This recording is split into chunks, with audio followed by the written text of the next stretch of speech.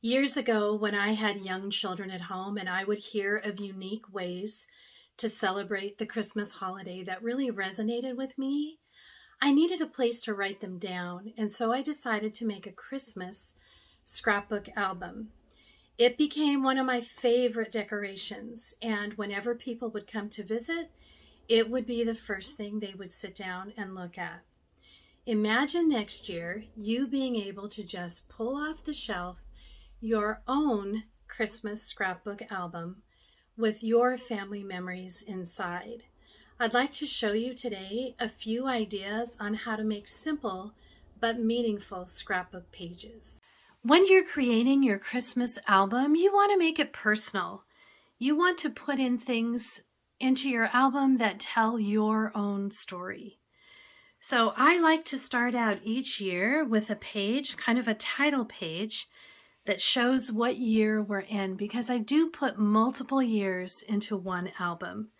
And so for this year, I used some gold metallic sticker numbers to indicate 2021. And then I had some lyrics to a favorite Christmas song that I printed off on vellum, and then I cut them with the custom cutting system and the jumbo circle. That's a great tool that Creative Memories offers, and put them here together on my title page. I also use the beautiful new Nativity border punch. I just love this design. It's very elegant looking and it works for any Christmas page. So let me show you that up close so that you can see how pretty that looks, especially on papers that have a little bit of foil in them. So I used a little metallic paper here to kind of set that off so that you can see the sparkles in there. But I love the way this starts out my album. I want to share 3 tips with you that help you create beautiful, simple, elegant looking pages.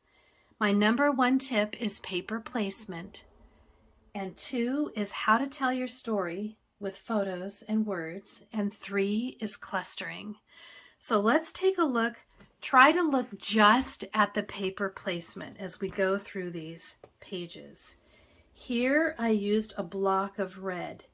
You can see that it has a little journaling box and a photo together, but when it's mounted on a block, visually it looks bigger than mounting those separately. I also have a block of red here with some journaling, and I had made a border already using that same beautiful punch and some stickers and this red paper from the Joy to the World collection. And so I made a companion border over here that is similar but not exactly the same, and just pulled it across the top. So it kind of pulls your eye from the left to the right when you do that. So use some of those same color blocks as you go. On this 2-page spread, I used just a big block of navy right here and built out from there. So that's a very simple paper placement. On this one, I did the same thing with the borders. I did use the candy cane Bordermaker cartridge and made a cute border here, and on this side kind of a companion border, not exactly the same but similar, and then added some more things to it. But here in the center I used just this green block here and another green block here. It doesn't extend all the way over. Okay, so that creates a little interest here. It's not exactly the same as this side. I used the navy tag here. I used a skinny navy behind here. And then a couple of strips of a smaller pattern that kind of pops off the natural page. So it has a white background and it's a little smaller than the papers here. I have a color block here in my journaling box and a little bit of color over here at the top. On this 2-page spread, I used some gray, I pulled out this color and it just didn't work. It just took away from the photos. So I decided to go with the gray and the navy and then add in some pops of red up here. But I did a block of gray here. Then you can see there's a larger block layered on top of the navy and a skinny strip here of the stripe.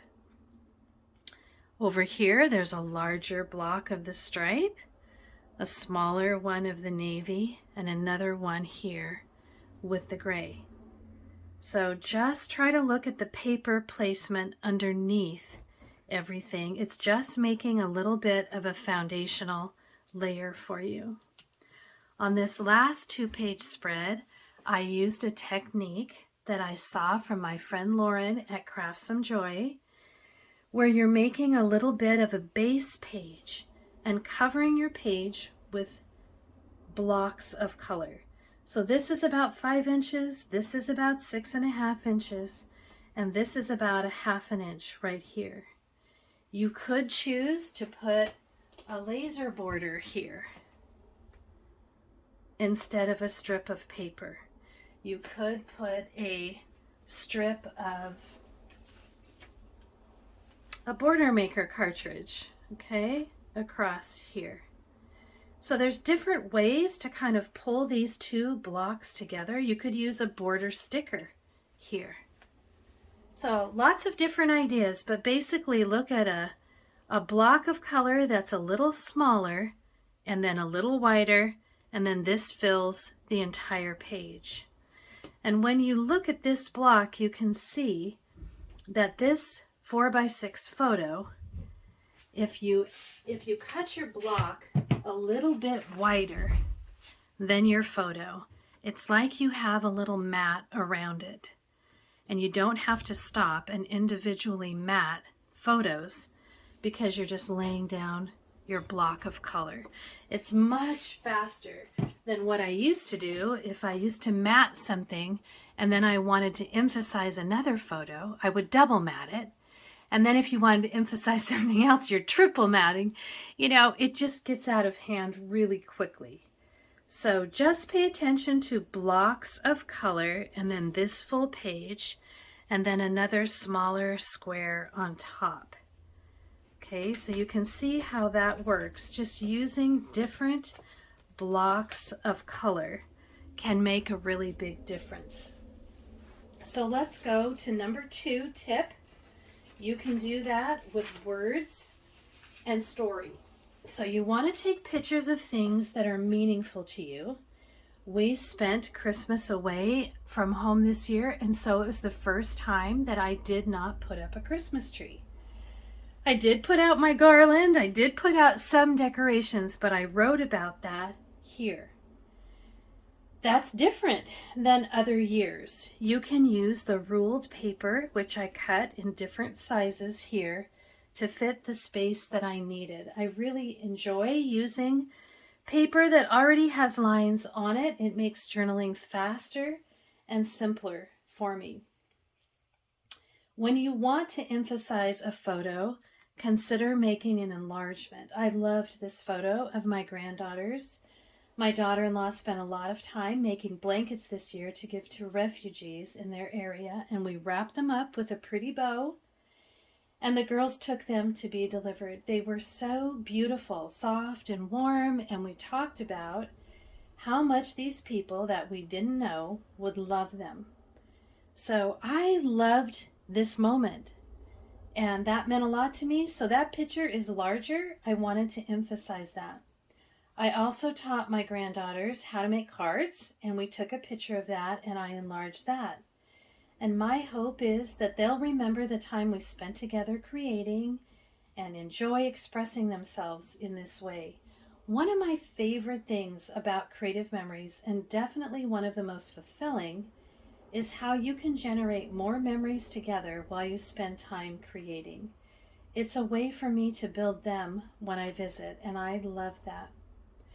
Part of my story this year is that I had a good friend pass away And when I thought about that, I wanted to honor her somehow, but I wasn't sure how to put that in a Christmas album. It definitely impacted my holiday. And sometimes we have pieces of our story that are meaningful, but they're private. So I decided to take a photo of the program and use a Peekaboo pocket here and put that in, write the story, and then cover it here with this other photo. The advantage to a Peekaboo pocket is you have space for 3 elements, the one on the bottom, here, and here, rather than just adhering a photo directly to your page. So you have that top layer, the flip side, and the layer on your actual page. I could show Christmas, I could honor my friend, I could journal about it, all in this one space. I do love Peekaboo pockets for telling stories. So you can see I did tell my story in a couple of different places here. 1, 2, 3, 4. Okay, so there's plenty of room for journaling. There are times too when you finish a 2-page spread and then you find a couple more photos, right? Oh, that you wish you had put in there. And that's where Peekaboo pockets are wonderful. You can always add another layer and stick in those photos and the story. I love that. So let's flip to this second page. I used a Peekaboo pocket here again, my picture, my story, and then I used a little something to show you. There's a tab here, look underneath. I wrote some of my story here. I took a picture of these stockings, and the reason why I did that is my daughter did some really sweet things for Christmas and little stocking stuffers. And I wanted to tell that story. You know, you spend years trying to make Christmas magical for your kids, and it's super sweet when they do that for you.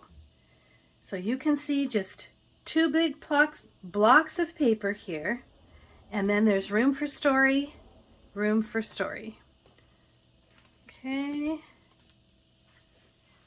Here on this 2-page layout, I find that when I used to have my SLR camera, I would pick it up and I would end up taking a lot of horizontal photos.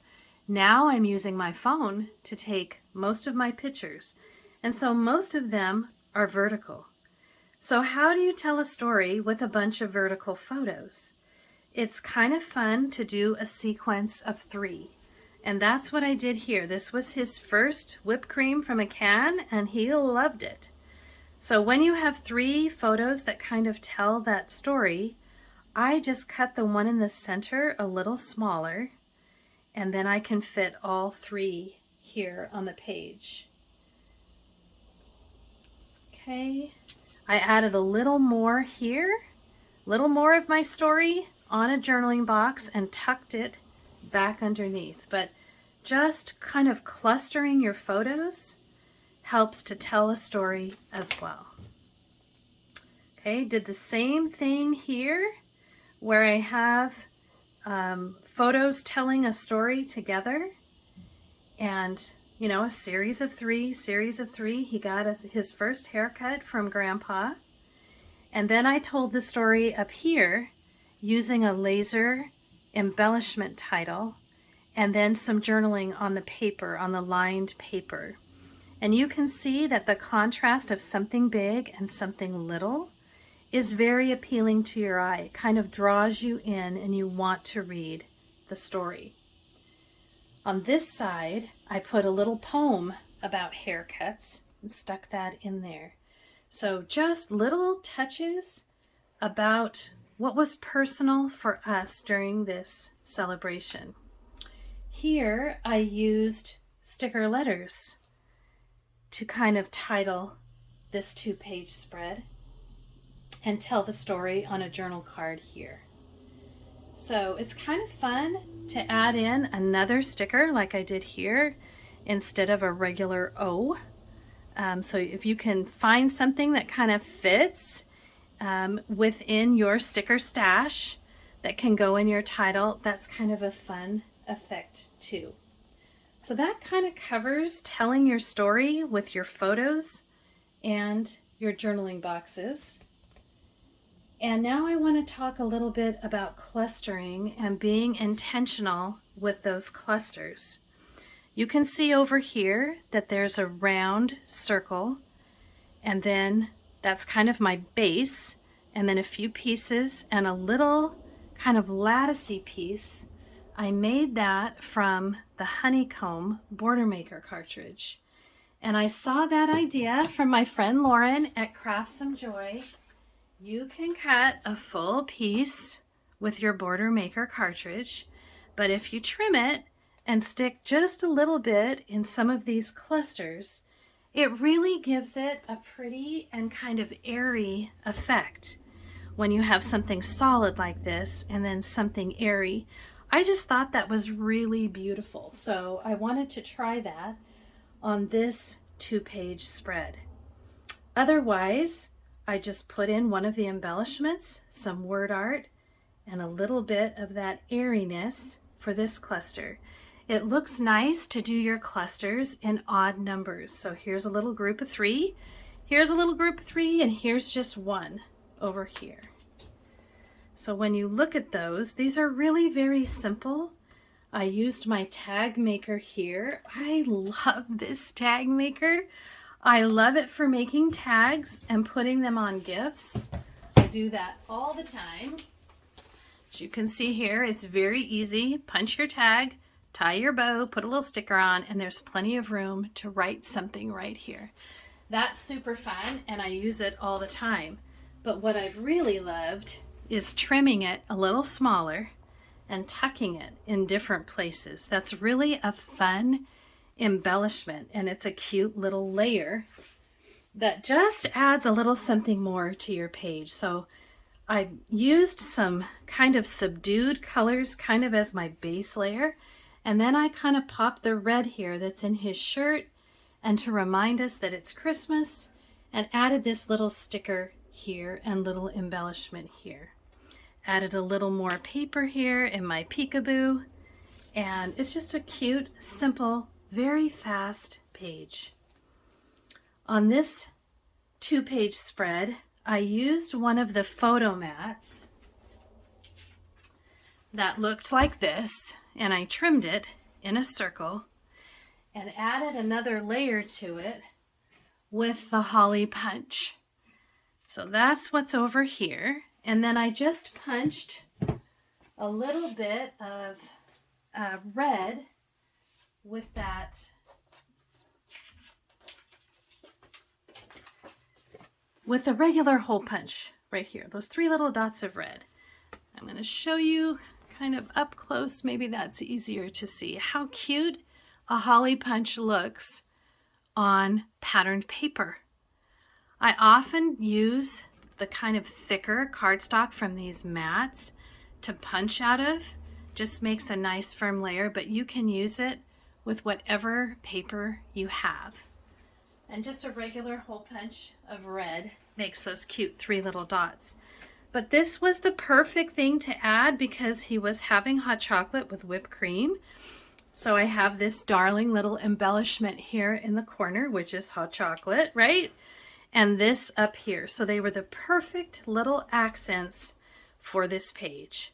I also used just a little heart here that brought in this paper, and I tucked that in, isn't that cute, on the side, and used a laser border here. Again, it kind of draws your eye, and you have the big and the little, the thick and the thin. And that contrast is just really pleasing to your eye. Here, there was a laser border that had a train, which was perfect because my parents gave us a train, and we ended up giving it to my daughter with her boys. So that was the perfect little embellishment there. I made a little cluster here with the presents and a circle, and then something a little taller. And I think that turned out really cute. These are enlargements here, this one and this one. And this is a 5x7, and it was so white, right? Really, her wall is gray, but it looks white here.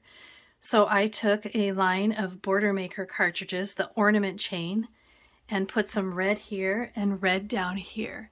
so that there's some contrast there, and it just kind of fills that space. I popped this up on foam squares, this cute little wreath, and just kind of pulled a tag out here. Just added a few layers to make this look a little brighter and funner, and then tell our story underneath that peekaboo pocket, right? So lots of fun ways to add just another layer to what you're doing and have it pop out a little bit. This little piece here helps that pop out. This little piece, this is a 4x4 peekaboo pocket that I got from the sampler pack, and I really love this size. And I laid it kind of on the top of this one so that you could see, oh yeah, you want to go under there and take a look.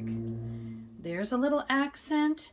Again, I added the holly here that kind of picks up the holly in the sticker. And then just a couple tags and a little star. And it all kind of works together. It kind of picks up the gold here and comes across to this side. So I hope you've enjoyed these tips, your paper placement, telling your story with words and photos, and how to quickly embellish your pages. So there are little accents all over, but it's still fast and easy to do. I hope you want to make a Christmas book of your own. It's never too late to start. Who else will tell your family story? Albums are such a beautiful way to tie hearts together, to strengthen and heal relationships. If you want step-by-step instructions, check out my website at makesweetmemories.com and click on the blog post called Scrap Smart. I can show you how to organize your photos, how to scrapbook your stash, and how to keep your photos the focal point of your pages. If you want time to work on your projects, I do offer monthly virtual workshops where I can teach you about how to use these products in the comfort of your own home. It doesn't matter where you live. You can get the products I used in this video on my CM website. Please look at the link below.